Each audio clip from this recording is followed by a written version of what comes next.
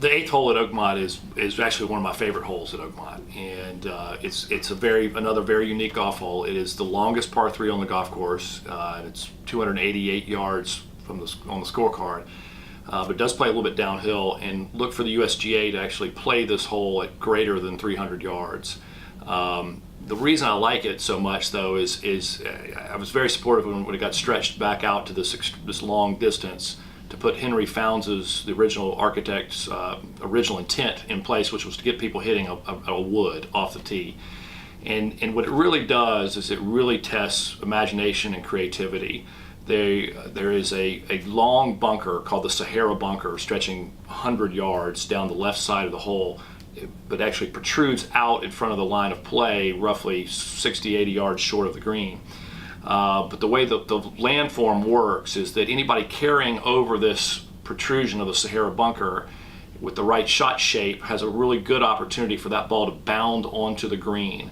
So it almost plays like a links style hole in that look for players to run the ball onto the green. There's a series of bunkers down the right, which further creates difficulty. The green itself is not that undulating compared to most greens at Oakmont. As a trivia aside, this green is the only green that's not in its original location.